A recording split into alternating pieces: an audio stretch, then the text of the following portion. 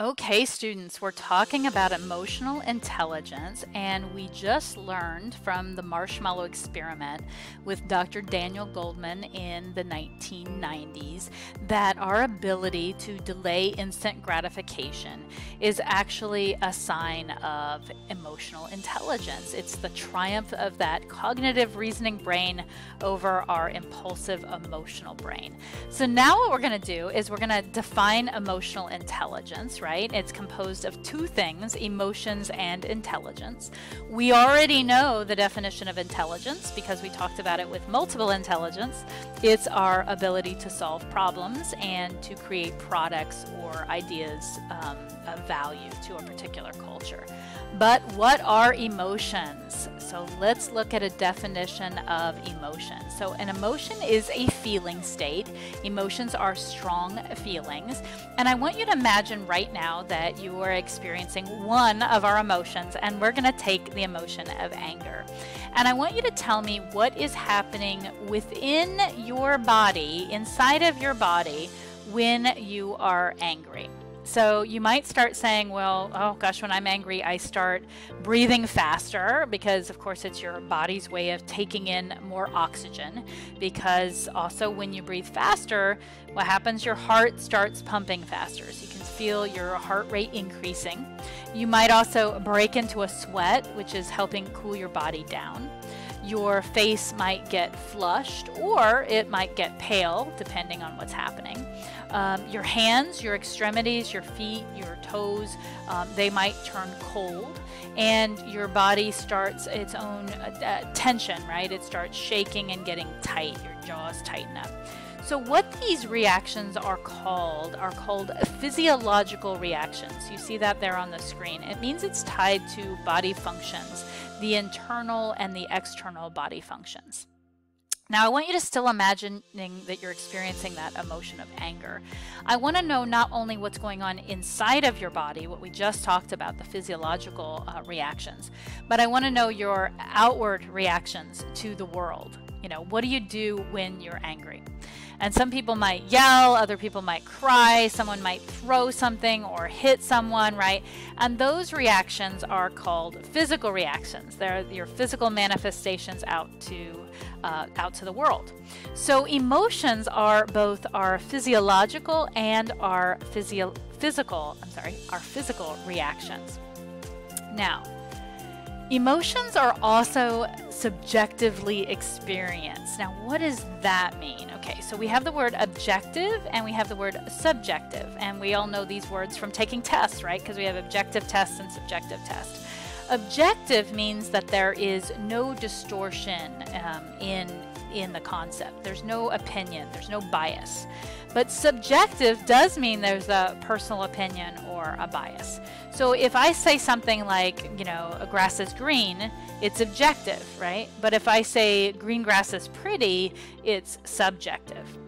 So I want you to think about something in your life, an emotional thing, when it comes to being objective and subjective. You know, imagine you're out to dinner with, you know, your partner, your boyfriend, your girlfriend, and the waiter or the waitress kind of gets all giddy and flirty with your other half, right? And we have to ask, you know, what are our different responses? Well, those responses are subject to your own experiences and your own thoughts. So one partner might get angry or jealous, and another one might look at the whole situation as, you know, funny or cute. And so these physiological and physical reactions are subjectively experienced as strong feelings and these physiological changes that are actually preparing your body for immediate action, right? So emotions are, you can think of them as essentially they're impulses to act. So when we talk about physical responses to anger, let's look at this cartoon. It says, sometimes when you're angry with someone, it helps to sit down and think about the problem. So you can see the puppy dog is actually sitting on the kitty's head. Probably not the best example of emotional intelligence. So the puppy needs a little bit of anger management. Okay, so we get what an emotion is, but where do emotions come from? A lot of times when we describe an emotional event, we might grab our chest and refer to our heart. We might grab it kind of at our stomach and refer to our gut, but neither of those areas are the origin of emotions. The origin of emotions, of course, are from the brain, structures deep within the brain. So you can see right here on the screen, there is a almond-like structure called the amygdala, and the amygdala is a structure in the brain that plays a very important role in emotion. It is where emotional memories are stored. You can think of it as the brain's sentry. It's the first to warn of impending danger. So obviously there are a bunch of structures in the brain, and when you take a psychology class you can learn more about them, but I want you to keep in mind for the purpose of this discussion that we have two important parts of the brain. We have the amygdala, which is part of the old brain. Since the evolution of the human species, we have always had our amygdala. All animal species have an amygdala, and it is responsible for the flight or fight response, right? It is a part of the limbic system. Okay, we also have what is called the neocortex. The neocortex stands for neo, new, cortex, brain, and it is the area of the brain that is responsible for rational, logical, cognitive thought. And it's that area right behind the forehead and your prefrontal cortex. So what happens is everything that our senses pick up obviously is scanned by the brain, and there's a process by which things are scanned, and if everything's cool, it goes from the amygdala to the neocortex in fractions of milliseconds, right? So it's like an HEB scanner. So information scanned, it's cool, moves from the amygdala to the neocortex. Scanned, everything's cool, moves from the amygdala to the neocortex. But if when that information's scanned, there's something that's a threat, there's something that's a danger, you know, yellow alert, red alert, whether it's a tiger jumping out at you in a forest, right? Or it's something like something's triggered, you're at a restaurant with your significant other, and somebody's flirting with them and you're jealous, there's a threat, that alarm goes off, your amygdala is going to take over. The amygdala does what is called hijacks. It's an amygdala hijack, and it brings about responses to the body before the information is then moved on to the neocortex for processing. Okay, so this is what is responsible for the flight or fight response, which thank goodness we have our amygdala because it protects us from danger. But in today's modern times, danger can be interpreted in different ways. You know, if you're in a forest and a tiger jumps out, yes, you want to fight or flee. But in a jealous situation, you know, do you want to kill somebody or, you know, do something stupid in that moment? It's not the same kind of a threat, but our brain still functions, our animal brain still functions in the same way to protect us, but we're not allowing our neocortex that opportunity to process things in a logical, rational way. So what I want you to remember is that the body's neural pathways for emotions might actually bypass that neocortex, and it goes directly to the amygdala. So when there's this neural shortcut, it actually is allowing the amygdala to get the direct input from the senses, from our five senses, and bring a response before the information has gone on to the neocortex. Okay, so you could really say that we kind of have three minds, all right? We just talked about two of them. We have the thinking mind, the logical, rational, analytical, cognitive mind, part of the neocortex.